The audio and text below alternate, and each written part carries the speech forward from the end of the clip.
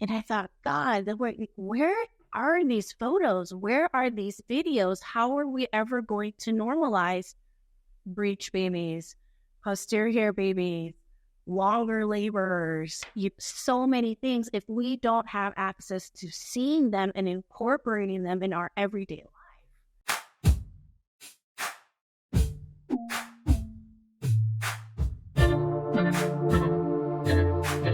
Welcome back to the Midwifery Wisdom Podcast. Okay, guys, I know I always say it, but boy, are you in for a treat with this week's episode. Augustine had the chance to sit down live, face-to-face, with the Flor Cruz, aka BadAssMotherBirther.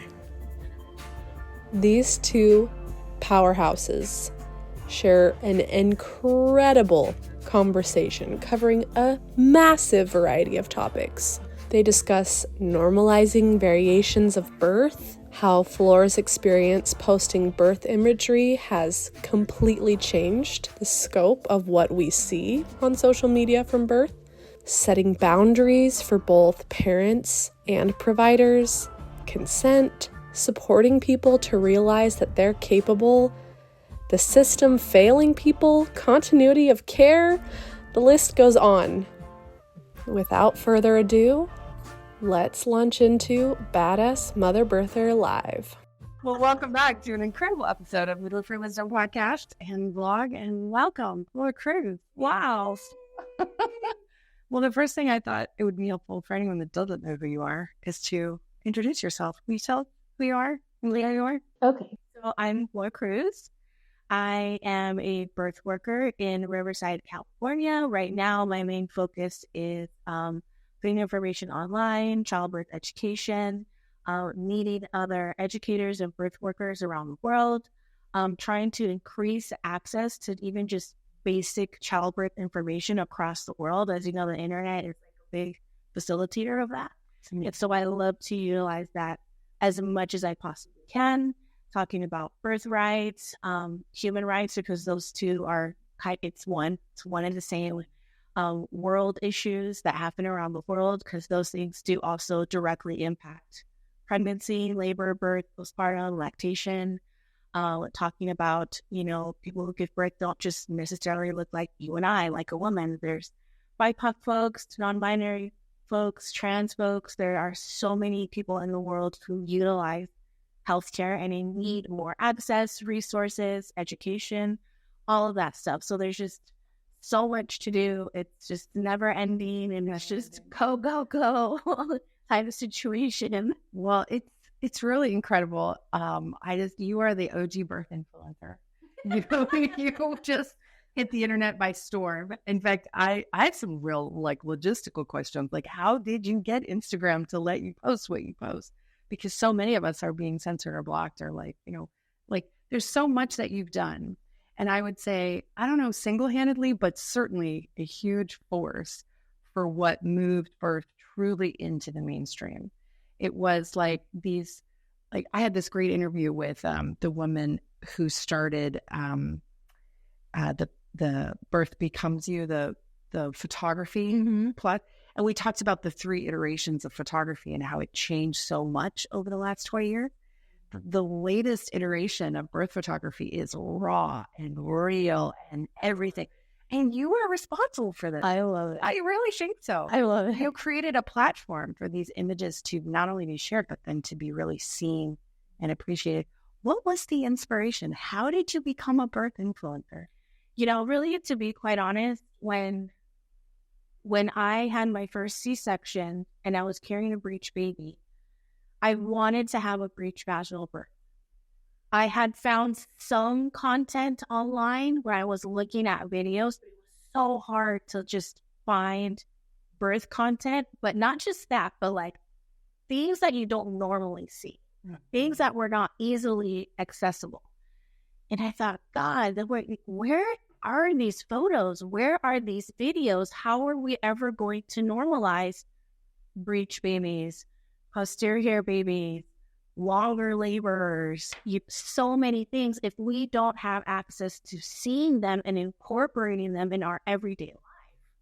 And so the further I started to dig, I started to see research that was showing us that the more we took childbirth out of our everyday sight, like we weren't even seeing pregnant folks in normal life, right? Remember, like when I Love Lucy came out pregnant on TV, everyone was like, oh, yeah, there's a pregnant person on TV.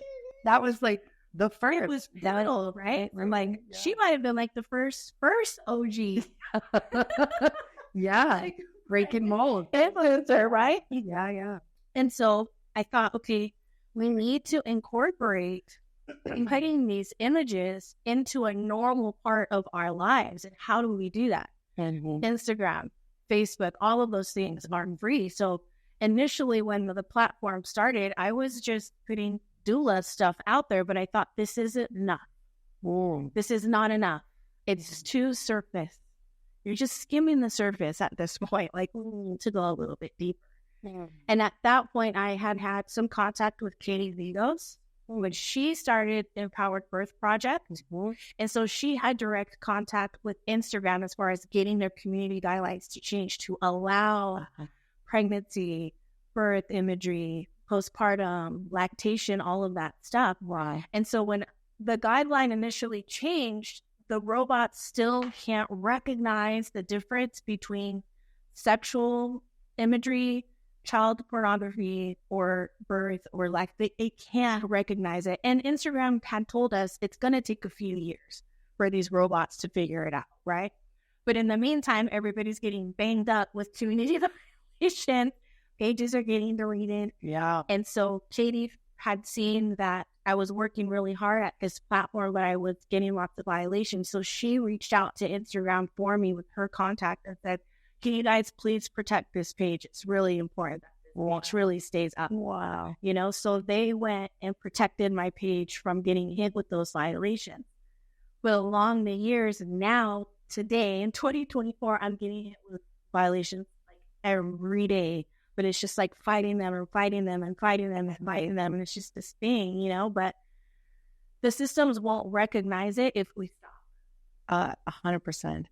I mean, many birth photographers, midwives, doulas, like really have you to thank for the way that they were able to use the platform, what it's intended. Like if you ran any other business, if you ran like a lawn business or a dry cleaners business, you could put all manner of imagery up advertising your business. Right. And that was not the case for birth workers. And you've really been a huge part of changing that. I bet this whole process has kind of changed your life. Is that true?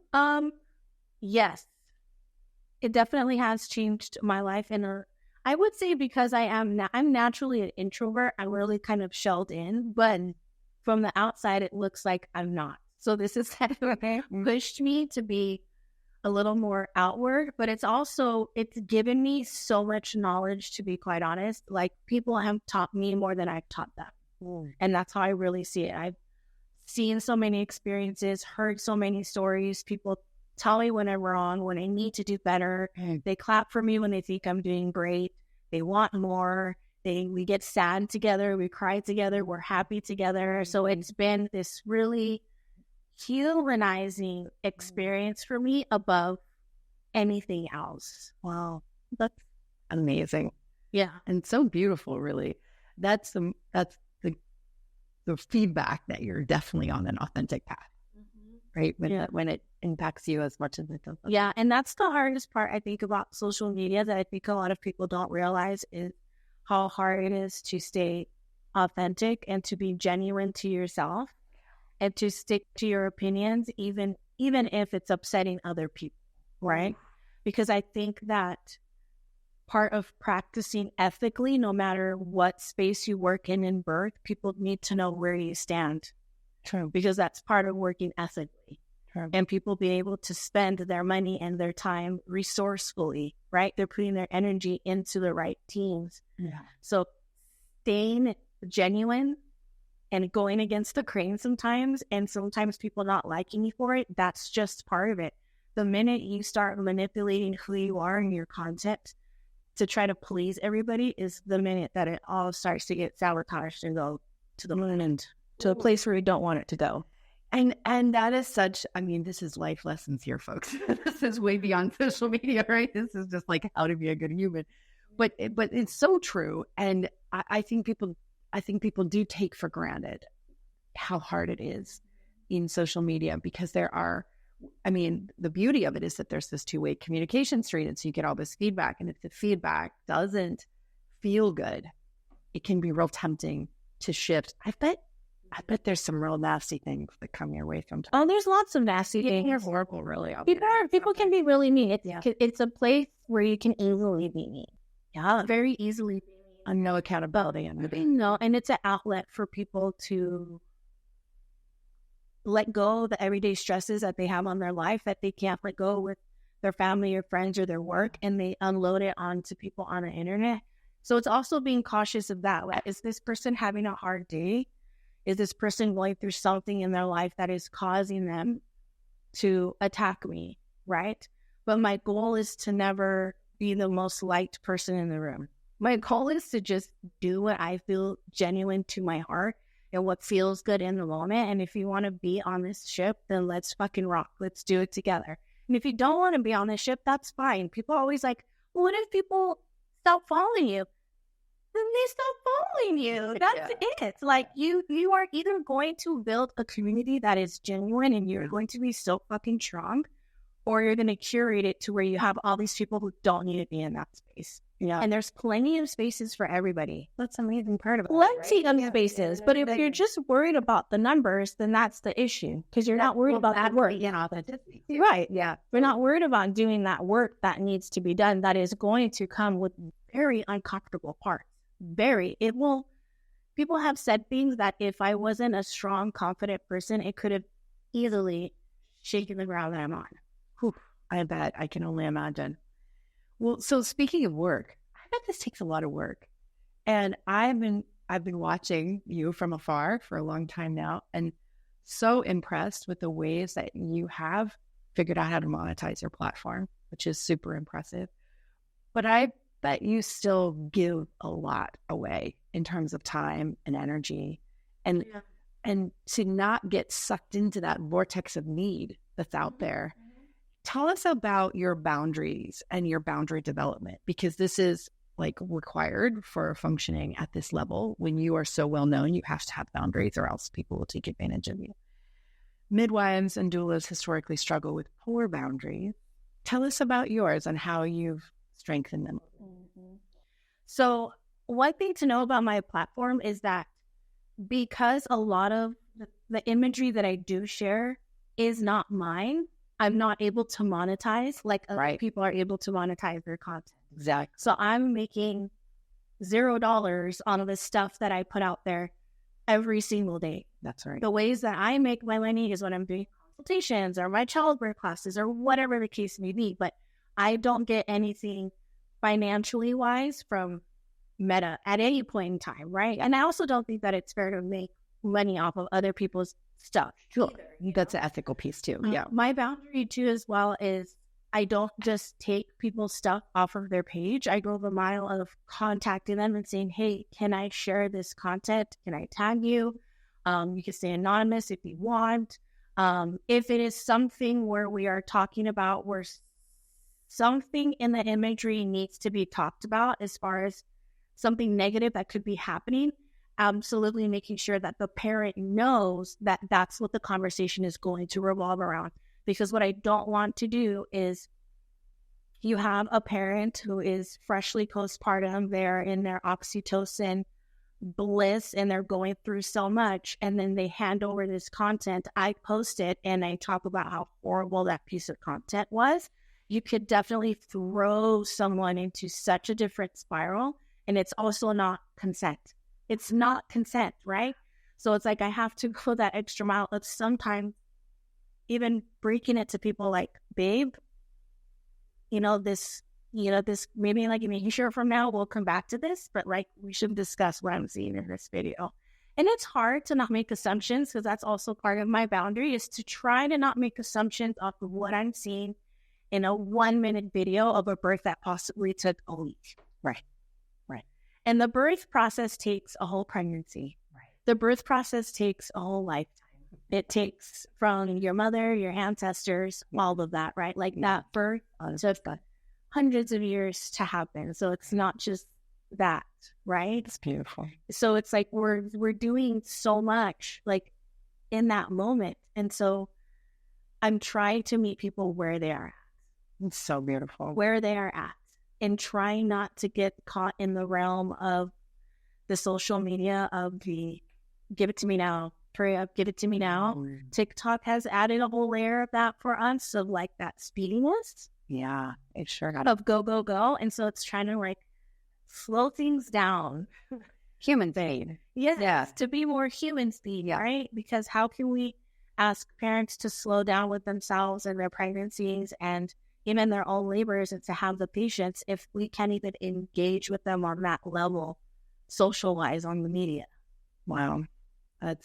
There's so many layers here. First, I just want to say thank you for your integrity and your leadership around that. I know that you've influenced so many people. But yeah, there is such a conflict between this human speed and this algorithm madness. And there's such a challenge with the lack of consent that exists across so many platforms. Yeah.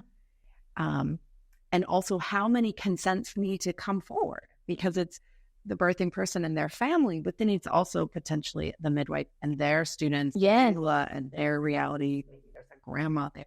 There's a whole layer of people who get impacted. Yes. By the level of share that yours is. 100%, especially when something is happening in the imagery that could potentially be traumatic to everybody who is there. And I would say maybe around a year ago, maybe less than that, I had that experience of sharing the imagery that was sent to me, wanting to be shared by the photographer and the mother. And the imagery was of a cord prolapse and the midwifery team transferring to the hospital.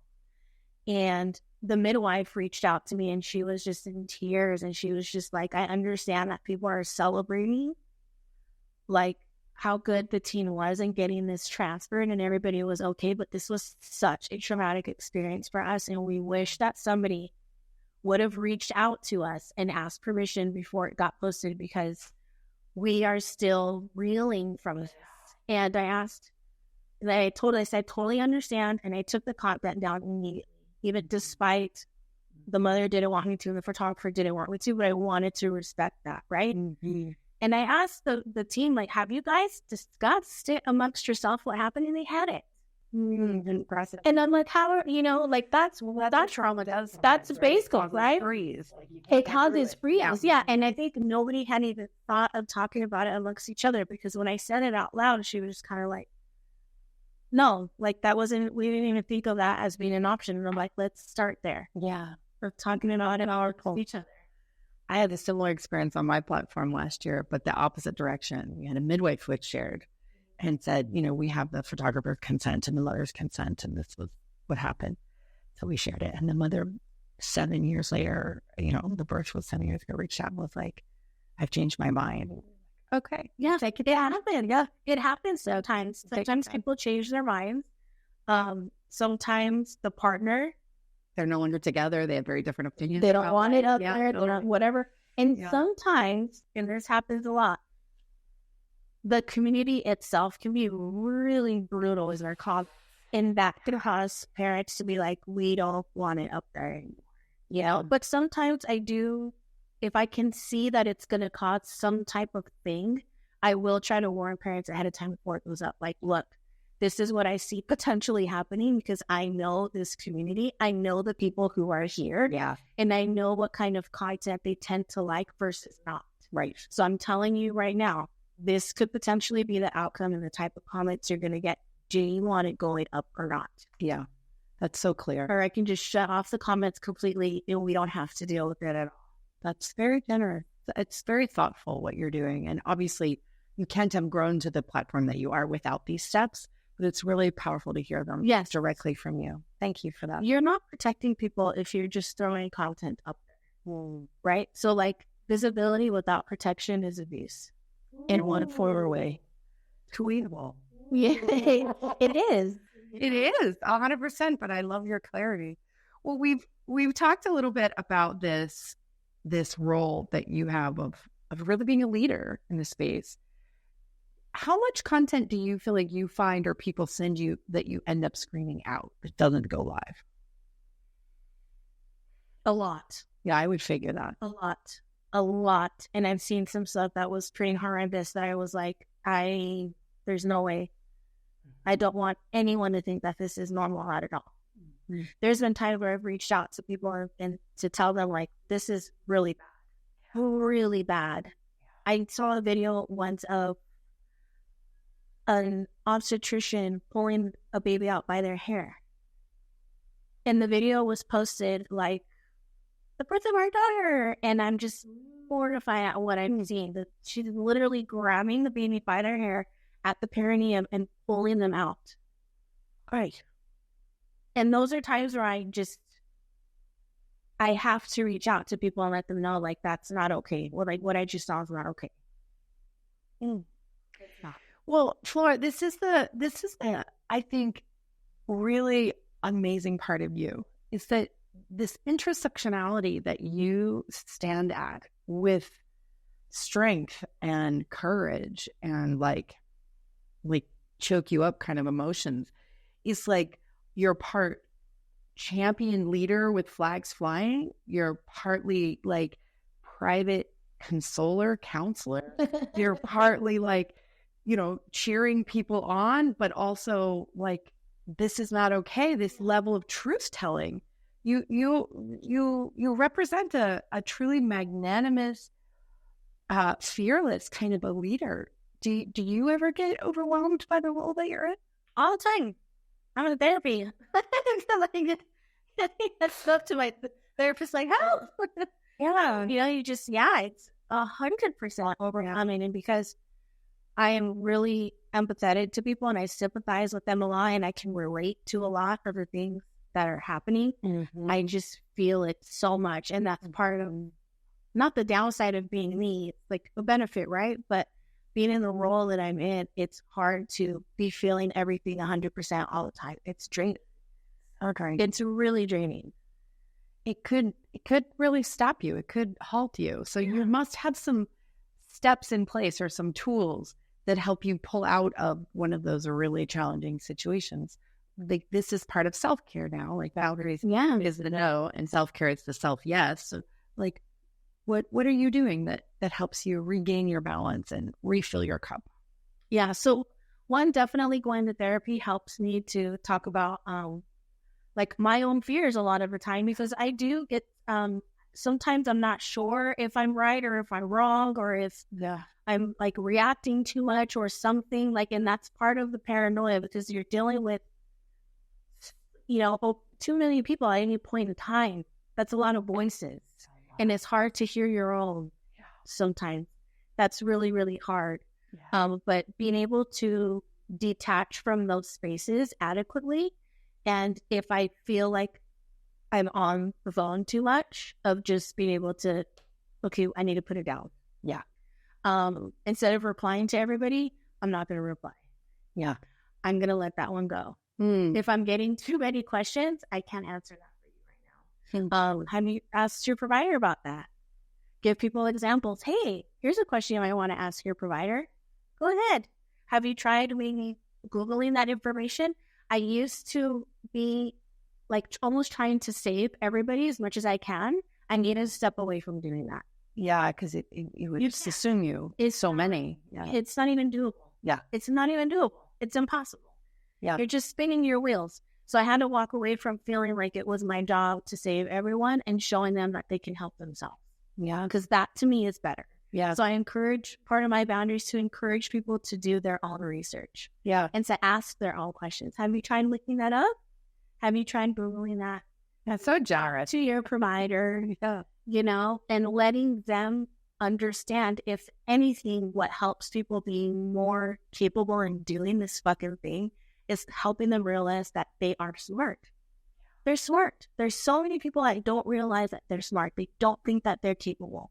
They don't think that they're even smart enough to question their providers at any point in time. So for me, instead of saving someone, how about you save yourself? Don't you think that would be an easier way to go into pregnancy, birth, parenthood, when you're sending someone off with them having that capability and knowing that, yeah, I can research stuff and I can ask questions and I can speak up for myself. Right? This is such a great paradigm shift.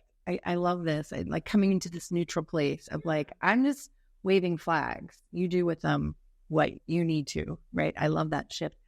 And it sort of dovetails really nicely with what I feel like I've been waving flags for in the midwifery community of a paradigm shift that needs to happen. And it's the same concept of like getting away from this savior complex, yes, codependent, you need me reality.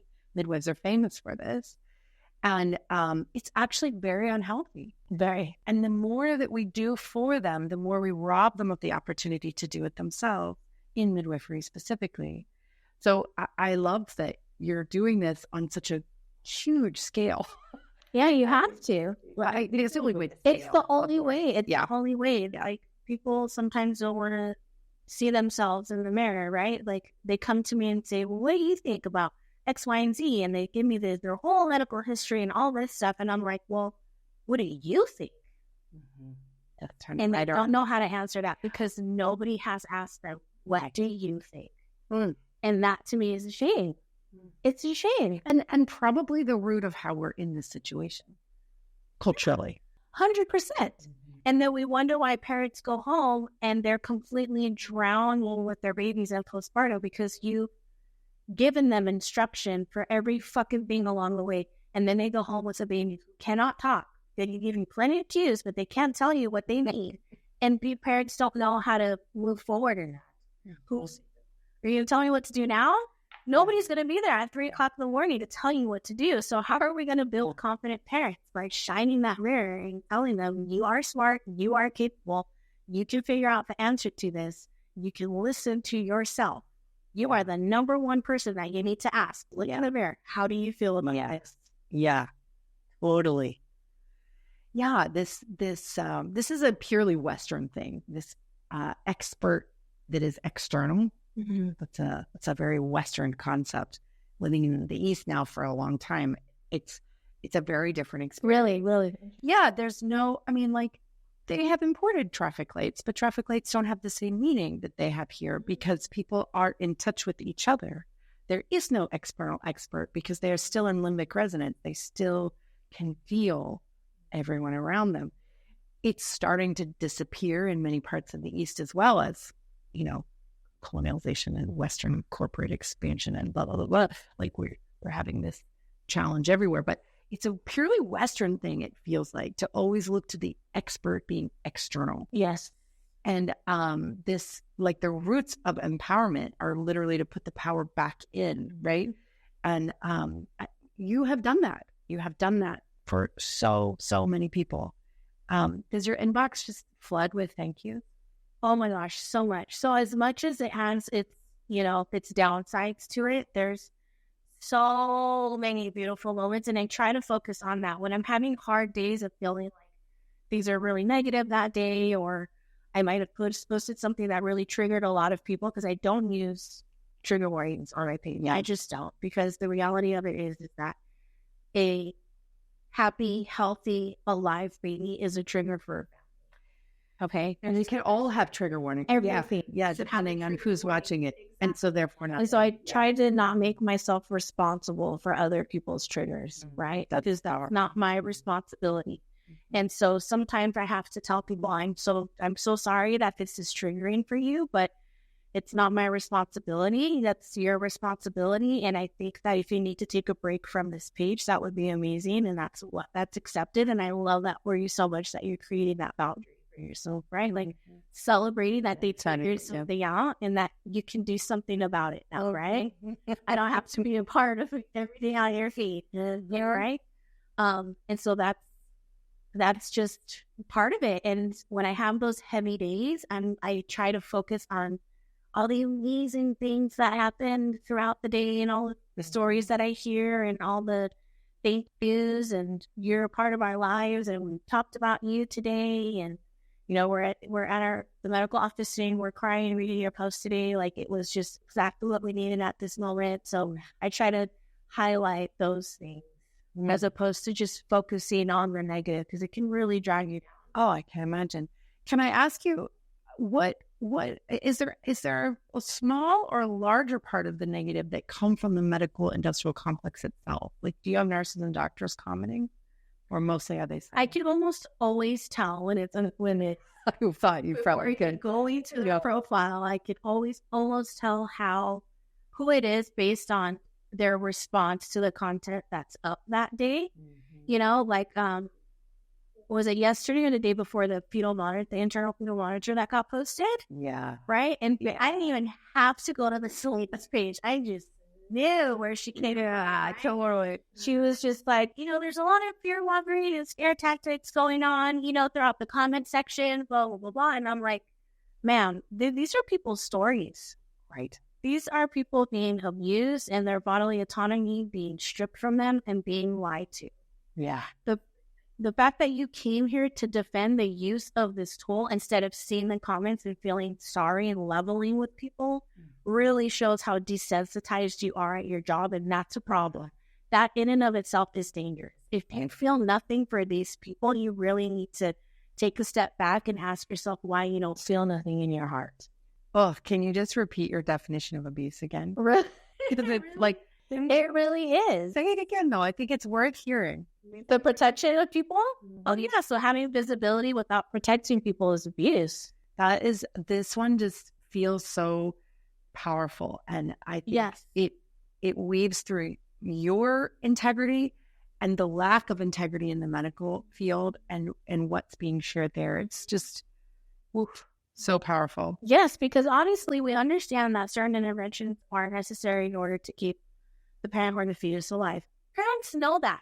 Yeah, 100%. That's what I always say. That. Who would want their baby alive more than the parent? Like, why are we playing a dead baby card here? To me, like, you think that someone's going to read a comment of someone saying, don't do this because this happened to me and blah, blah, blah. And then they're going to get in a situation where it could potentially be life-saving for them or their baby, that they're going to go, ooh, that one content on the Instagram. Let me go ahead and say no. Like, that's not real life. No, it's not real life. No. It's you being scared that people are not going to comply. Ooh. That's what you're fearful of in that moment. You're scared of non-compliance. So just say that. So just say, I'm scared that people will not comply with my recommendation, and then there's a dead baby on my hands. Yeah. Because that's what you really meant to say. So say that. We can handle it. We're all here looking at vulvas and vaginas and boobs all day. We can handle it if you say that. Wow. Okay, but don't cover it up by saying we're trying to scare people. People are sharing their story. Well, that's essentially the definition of gaslighting, right? It's like she's trying to deny the reality. Exactly. Yeah. We're in deep stuff here. I don't know very many people who would be told, if you don't do this, there's a huge potential that your baby might die and someone not comply. Yeah. In fact, it's the weapon that is most often used to get people to comply, even when that might not be the reality. Correct. Okay. So to just even say something like that is asinine. Yeah. You know, like, you're just showing your whole ass at this point. And you're showing why people don't trust you as a provider. You want people to trust you. You want people to stop free birthing. You want people to stop staying at home with midwives. But then look at what we're seeing here. Yeah. So clear. Just do better. It's so clear. Have you tried that? How about just do better? How about just try it out right there? Just do that. Well, see what happens then. But to do better, we have to have an understanding that what we're doing is not better. And this is like those blinders that you said, Rita. You can't even see these stories for what they are. And I just wonder how much of it is burnout in the medical system that has caused them to stop having compassion. Right? Because the burnout is part of that desensitizing. Yeah. Right? Yeah. You just have to show up to work every day. Yeah. And you just need to do what you do. Yeah. And then also have a large portion of providers who are working under trauma. Yeah. They've seen a lot of fucked up shit. And they don't know how to process besides go down. Mm-hmm. So your body builds this shield, essentially, of trying to shield you from ever experiencing something like that again. And that trauma is going to change how you care for people moving forward. So that's also part of the system. Doesn't just fail the people who are hurting in it, but the people who work within those walls. It directly fails that as well. And they don't even know that. They don't see it. Yeah. They don't see it at all. Yeah. And part of that's purposeful, and part of that is the fallout of burnout. Yes. You can't see it. Yeah. Absolutely. Well, I want to shift really quickly. You may not have a lot to say on this, but since we serve a mostly community-based folks, providers, how many of the really challenging stories do you get? Or not even how many, but I imagine there's a percentage of the stories that you get that are really challenging, that are not in the system, that are in the community-based birth space with midwives or in birth centers, people who are having some of these same challenges. I'm wondering if that is at all a little bit more concerning amount. Challenging births? Not like it was a complicated birth, but these like ethical considerations, lack of listening, lack of consent, like these, the things that we like to say are happening over there in the medical system, but also are sometimes happening at home. Yeah. Yeah. Oh, yeah. Oh, it's trickling. Yeah. Oh, it's trickling down to midwifery care. Absolutely. 100%. I think that a lot of the times, and I hate to say this, out of hospital birth centers, they're like they're like mini hospitals sometimes. Yeah. No, I know some great birth centers which run by amazing midwives, right? They're out there. Sure. But I am also seeing how a lot of midwives now in particular are more medical based than intuition based and physiologically based, and just being with the parent instead of 20 miles in front of someone. Right? And I get bird's eye view when students come to my class and they tell me their stories of their interactions, because I tell them, like, what interactions are you having with your providers? Did you ask any new questions? What's going on? And they're telling me all of these things. And it's like, I was seeing more and more midwives are starting to lean a little bit more towards a little bit more like medicalized care in a way that is not supportive of physiological birth or what we know a midwife to truly be. Yeah. And I tell people, like, you might have hired a midwife, but I don't know if you're actually getting one. So you need to figure that out. Yeah. What are you actually getting? And this is also a fear of litigious. 100%. A fear of the culture, the litigious culture that we've built around childbirth, and a fear of like, I'll be responsible for their choices. Yes. Right.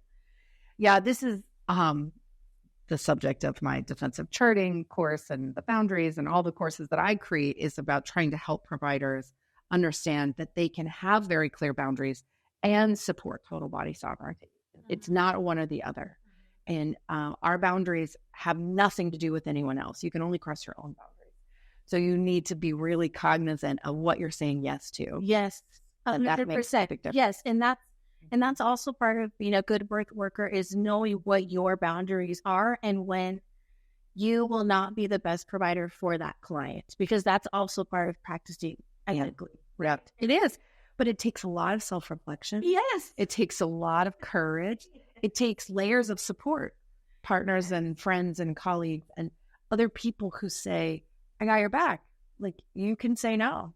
You get throwing it out into the cold. Like, you're not responsible for everyone. No. But that's not mainstream yet. And I don't know why. And it should, because when I talk to my mentees during my mentorship, that's part of the first leg that I have when I talk to them, is about how do you find not just clients, but the right client for you. You are supposed to have boundaries. You are supposed to have things that you are willing to do and not willing to do. You are not supposed to say yes to everyone.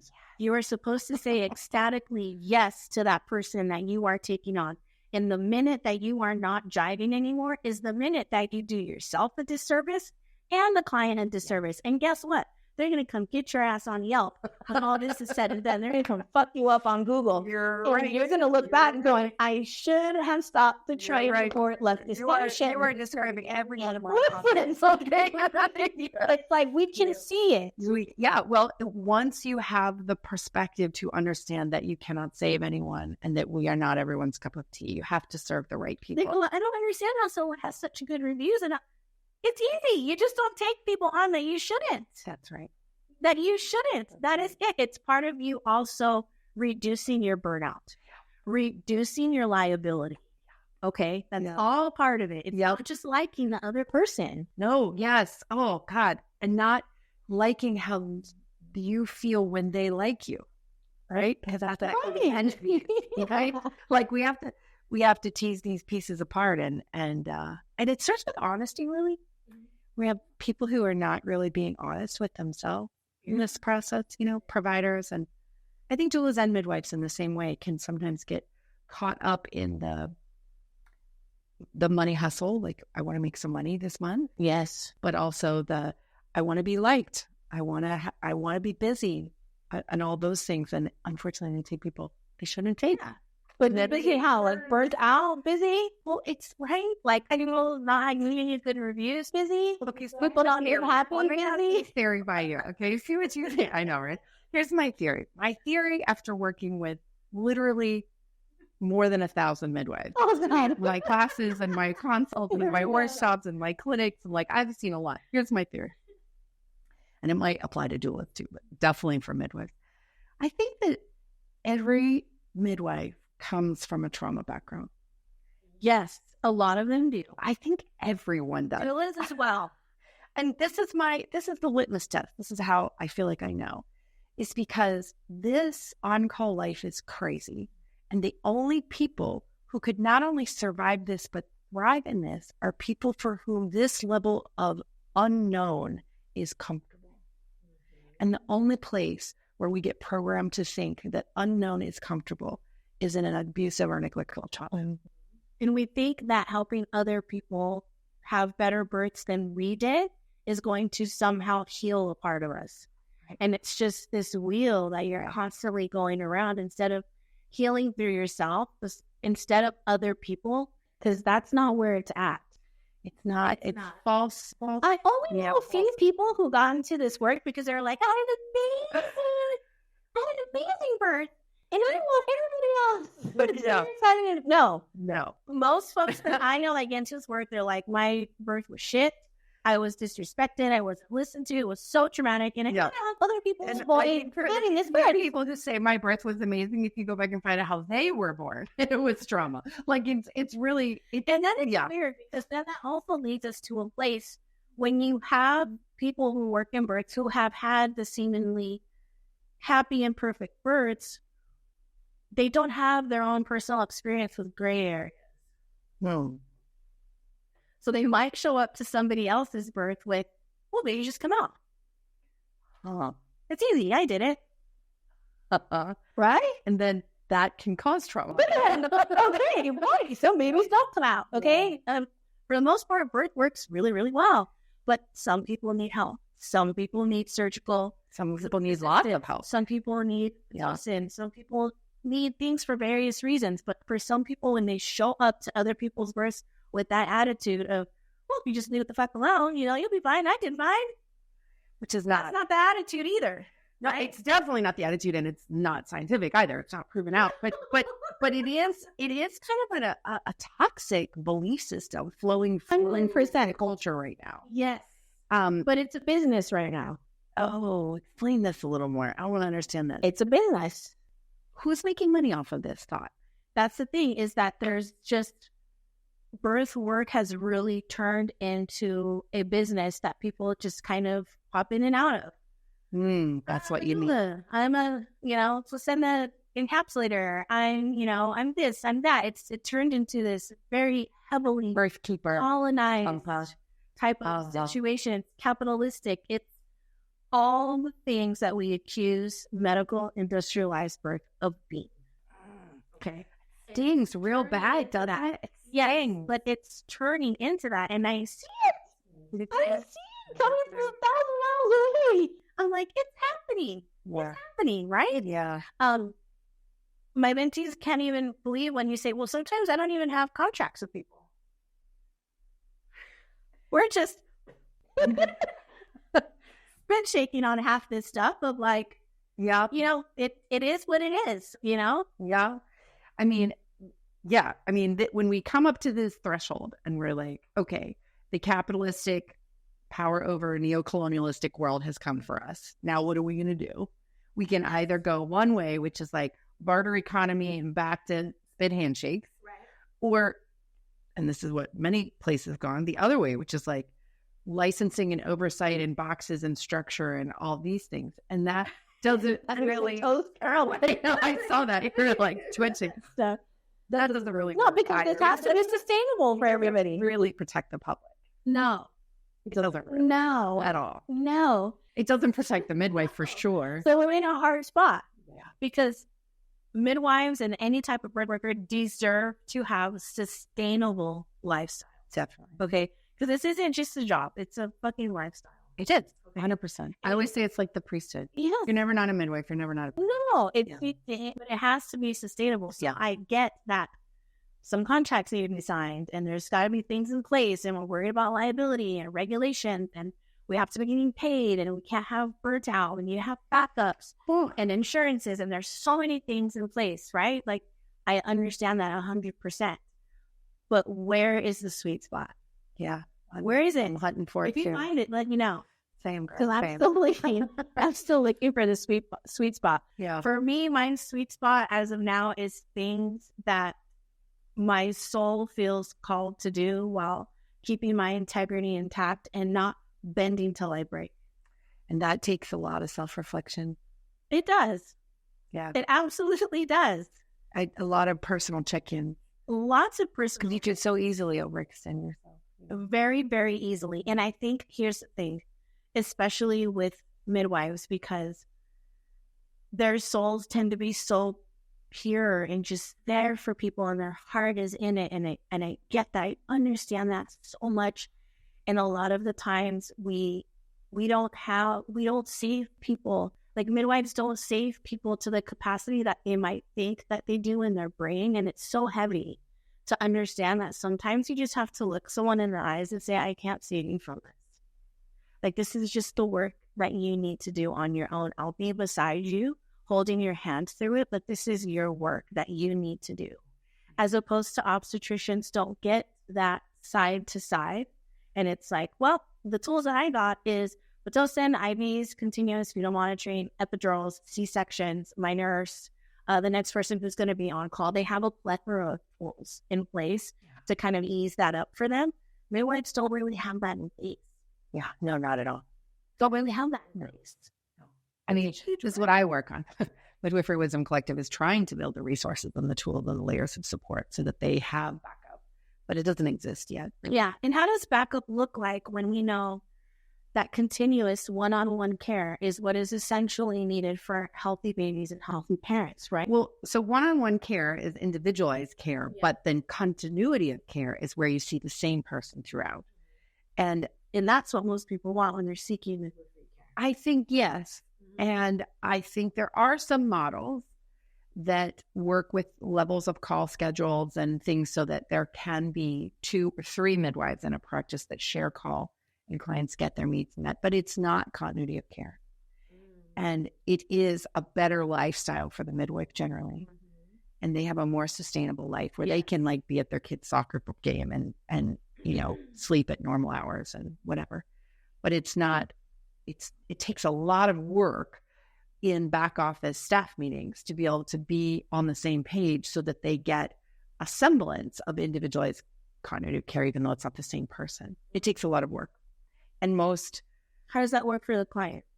the client sees everyone during their pregnancy and whoever's on call, and they get the same spiel, even if they're not the same person. Yes. And I think that's a great Middle ground, way. Yes, right? it's a great way to do it if you're asking me. And I always encourage my clients and my students, if you are working with midwives and you're not really not sure who you're going to get, or there's a possibility of you getting your backup, it's a really good idea to get to know anybody who could possibly be there. You want to be comfortable with these people. You want to get to know them. You want to be feeling safe and supported with them. Like, those are all things that get the baby to come out on their own special time, right? Yeah. As opposed to someone you don't know just showing up to your birth. You know what I mean? Because it's not just, we always talk about when you leave your house. For me, that's the first intervention in labor. When you leave your home.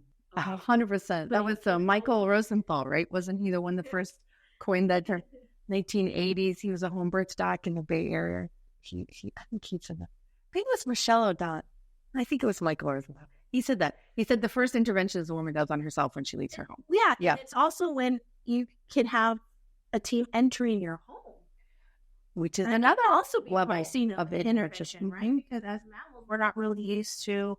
It's not inherent in us to even just have people come in our home with a bunch of equipment and computers and assistants, you know what I mean? So like, it's just that can be a layer of intervention in and of itself. But I think that knowing who's going to be stepping through that door is part of that level of safety. Kind of essential.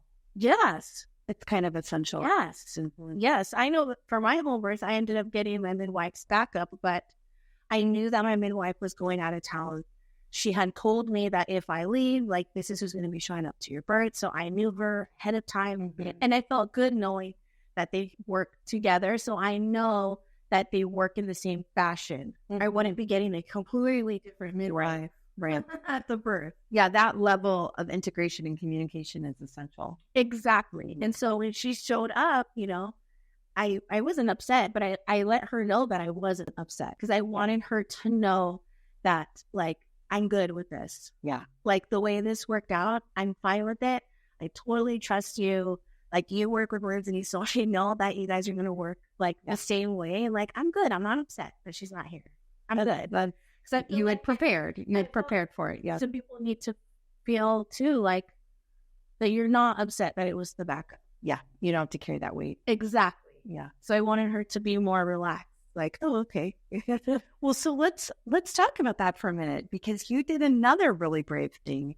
You totally publicly shared. That was rare of my midwives. Yeah, well, your midwives too. That was for me because I didn't care, but like, people are going to critique your midwives. Yeah. I bet you heard it.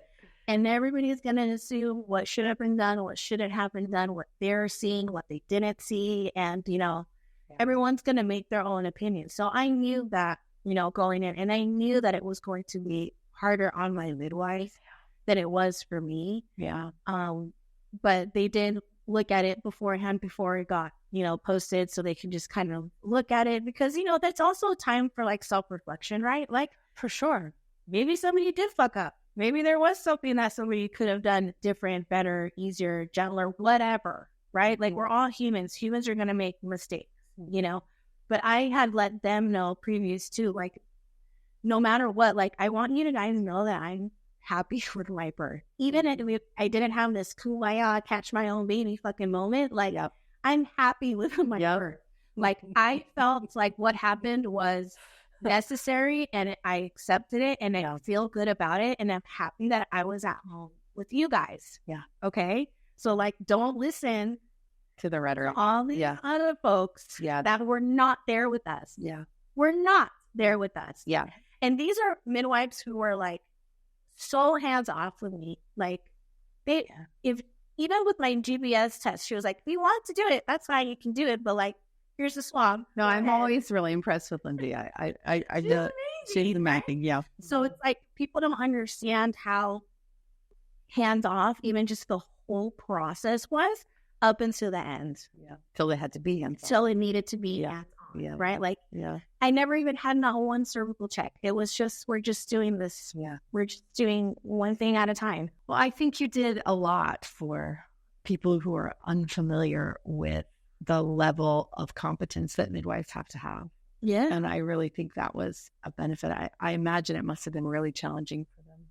It was. Yeah. It definitely was. I know for Ashley, it was a little bit harder because Lindsay was just on the phone. I was very, very sick. So no one was anticipating that like I would go into labor anytime soon. Looking back now, I think I had COVID. And so I was super sick. Okay. And so Lindsay was like, "Oh, I can't go to labor anytime soon." because you're really sick and people don't tend to go into labor when they're sick. But my baby had another plan. Yeah. How many weeks? I was 37 and 6. Wow. Yeah. I can see why she thought that also. Right. Yeah, I was 37 and 6. And so, Ashley, it was harder for her. And I think it was harder because the free birth community really laid into her, which was really disheartening for me because I couldn't say, just leave people alone and everything will be fine. Yeah. Never mind. Nobody needs interventions ever. Right? Like if you would just not let people, if you would just leave people alone, and it's like, I really let down, and it's like, well, one, this wasn't a free birth. I chose to have people there with me for a fucking reason. Definitely. Okay. Could I have had a free birth if I wanted one? Sure. Okay. Sure. Would my baby maybe have been fine if nobody was there helping me? Maybe. Maybe not. Can't go backwards. I don't know. Yeah. And I don't care. I don't give a shit. I'm not going to hash it out. All I know is that I hired the best team that I had available to me. I have seen these people work with other parents before, so I had firsthand experience of how these midwives work. It wasn't just a shot in the fucking No, you were very well educated. So hiring them on my team, I trusted them. Yeah. And I felt like what happened was absolutely necessary. He was not budging.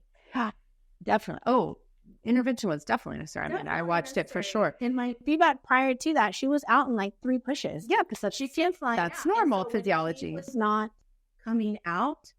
You had to past his eyebrows. Like I felt like I'm not sure, but I was also in labor land. Yeah. So it was really hard for me. And I worked really, really hard on that birth in particular to not engage my thoughts.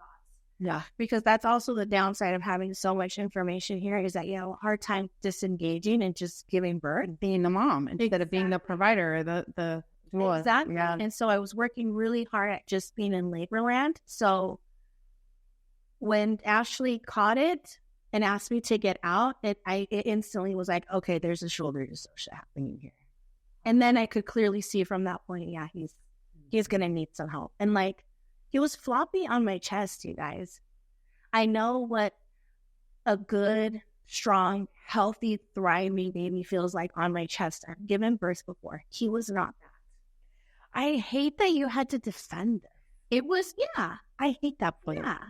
That's so stupid. It and is. Uneducated. Really. It really is. I'm so sorry. And I get that there are some people in the free birth community that believe that it's the baby wasn't meant to survive, then it wasn't. Okay. There are some people but it's missing so much data. Like, I mean, I just want to go down this little rabbit hole for a second. I don't know if you know this about me, but I am non-assisted birthing myself. I started midwifery in that pathway, having had my babies on my own.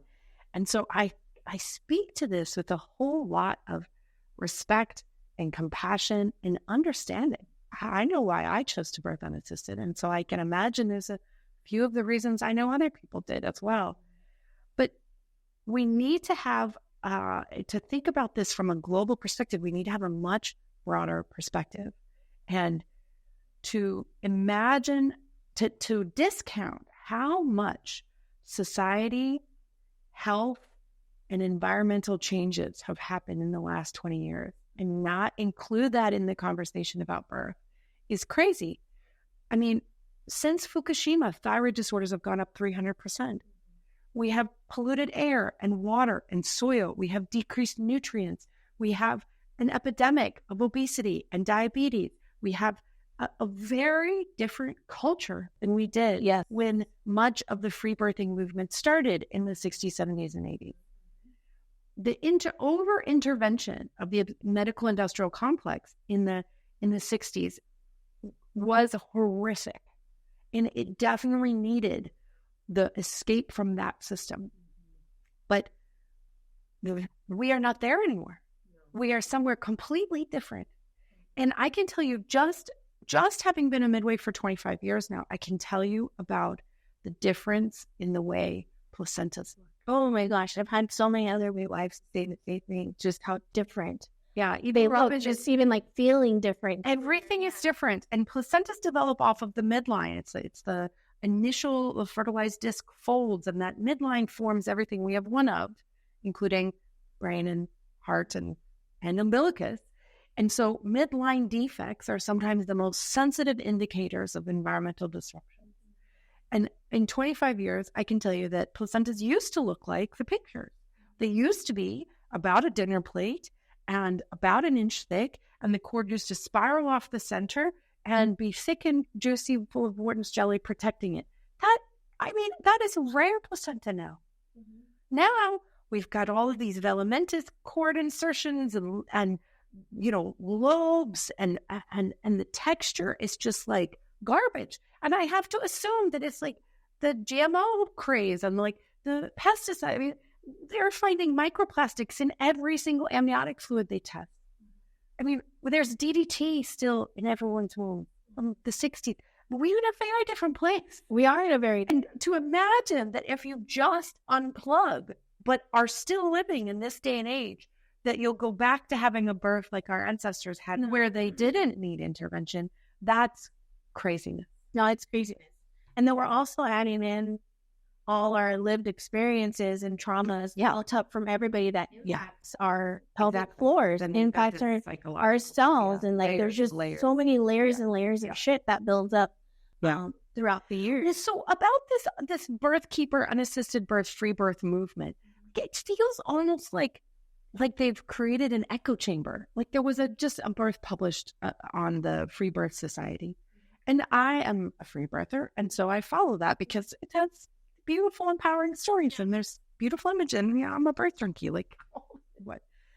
But there was this obvious cardinal movement dysfunction with the birth they posted, and the dysfunction was caused by the way the baby was held by the father with his head still inside. And so I just commented, like, no comment to the parents who were obviously imagining they were doing the best for their birth, but for all of you birth workers watching, here's what's happening and why the baby was so low APGARs when they were born, obviously in respiratory distress, because of this other thing that wasn't able to complete normally. And because of the hands. The way the baby was held up meant that the face couldn't get born. And so they stayed there and got worse. And you watch them lose tone, and then you watch them. And then they were born all floppy and messy and all this thing, which defeats the thing that they say all the time, right? Which is hands off.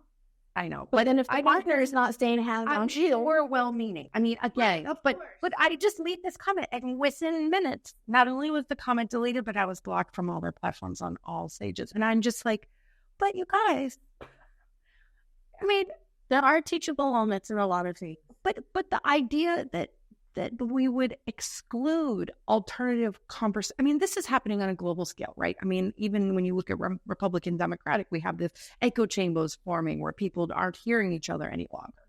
And this is happening in births too. But I'm really concerned that we're at this place now where we're having a really dangerous situation. And I don't mean danger for one family. I mean like dangerous across the entire landscape of birth, when we get so incredibly polarized that we can't even hear each other, or worse, refuse to hear each other. What are we going to do to come out of this? Yes. That's a really tough situation, because I feel like there's so many tables at the birthplace, right? Like we all used to be sitting at the same fucking place, and now there's different tables, and nobody wants to hear anything that anybody has to say, right? Like, I'm told I'm a jerk all the time for putting C-section videos up and stuff. You know what I mean? Like, because they feel like, they're just normalizing C-sections and normalizing epidural births and normalizing all this stuff. And it's like, you guys, there's gray areas, there's nuances. Like, people get to have choices, right? Like, it's not just choices and gray area. It's also reality. It's reality. People birth in people give birth alone in the forest and on operating tables and everything in between. Like all things are happening simultaneously. How can we exclude some from the conversation? It's actually a lack of inclusion. It's like what we're facing on all levels, right? I think sometimes the most dangerous thing for anyone who works in birth work is to ever think that they know everything. Oh, girl, high five. And then say that again. And that they can't learn anything new. And that's where that place is coming from. When someone fully believes, you can't teach me anything. that is one of the most dangerous places to be in birth work. And hands down, there's always something new to learn, whether it's science, research, personal experience, anecdotal evidence, whatever. There's just always something new to learn. So if people don't have the capacity to understand that they don't know everything, that's a problem, right? My father, when he was raising me, the one thing he would tell me all the time is, look, the only thing that you need to know in life is that you don't know shit. Which is bruising to the ego, but like, reality. You're never going to know everything all the time. There's always something to learn, right? So how do we get people to be able to listen to those how do we get and like maybe that is a possibility. Yeah, I don't know. I'm at this place too. We're both at this place. Like, you create a platform, I've created a platform. We're waving the flags and things, and I guess you can only hope that people show up. People show up to learn. Or, I mean, don't learn from me. Learn from you. Learn from anyone else, but don't shut down. I think that's my request. Like, to the birth keeper specifically, like, don't shut down. Be a birth keeper. Protect the sanctity of physiologic birth, but don't abandon the rest of the people who are also in this space. Don't cut off. Don't cut off your nose to spite your face or whatever. We're all actually in this together. How are we going to hear each other? Absolutely. Well, agree 100%. Well, so Flor, what's next for BadAss MotherBirther? What are you doing? Where are you going? Oh my gosh, I don't know. I kind of just go wherever the wind takes me. What are you loving doing right now? Loving doing like, what's your favorite part of your world? Favorite part of my world? I would honestly probably have to say my favorite part of my world is, I would have to say that my platform right now is I just love all the people that I'm meeting on there. I love hearing more and more that obstetricians are coming to the page. They are having people who are learning underneath them come to the page to learn. They are understanding that they're not seeing a lot of this stuff in their own settings. So they're seeking out that type of information. They're asking questions. There are people who are coming to learn and asking questions. There are people who are looking at themselves and saying, you know what, I've ended up at this place in my career and this is not really where I want to be. I need to take it back to that fire that I had when I first entered this profession. Cool. Right? That's cool. And so I feel like the platform is heading to a place where it's not just for the community anymore, but it's heading to a place where people are learning, right? And there's EMTs that come here. So I've seen them coming. Keeping the cords intact and what to do in certain scenarios. And for me, I feel like maybe having a little bit more contact with teaching birth folks at a different level would probably be my next thing that I would love to do. Because right now I have a lot of contact with parents, but like, what about, other birth workers, obstetricians, midwives, things of that nature? Yeah. So I think this influencer platform that you've grown has so much potential. You've already really given so much to the world that it would be okay if you didn't want to do anything else. But I love to hear that you want to continue educating from this place of lived experience and humility, being like, I have walked these roads, all these different roads. Let me share from this perspective, this grassroots perspective. It's really inspiring. Yeah, I think that keeping ourselves sensitive to everything is going to be key to being able to progress things forward. And it's just staying sensitive to each other, honestly, and feeling each other as much as it might hurt us sometimes. Of just being sensitive with each other, right? Like that's where we need to be at right now. Yeah. And I think we've lost each other along the way, especially since COVID happened and lockdowns, and we have so many things that could maybe have potentially desensitized us to the world around us. Yeah. That we just and that in some ways seems to be the agenda of corporate America. Yeah. And so it's kind of revolutionary to show up and sit in circle and listen. Things absolutely. And I think if midwives are good at anything, it's catching babies and making sure that the community is staying intact. because I feel like you guys are so good at doing that. I'm just Weaving those weaving everybody in together and just hearing each other. I think the midwives are amazing. I love them to death. I really do. They're my favorite people for sure. I love them so much. Well, thank you so much for sharing your experience with today. It's so beautiful.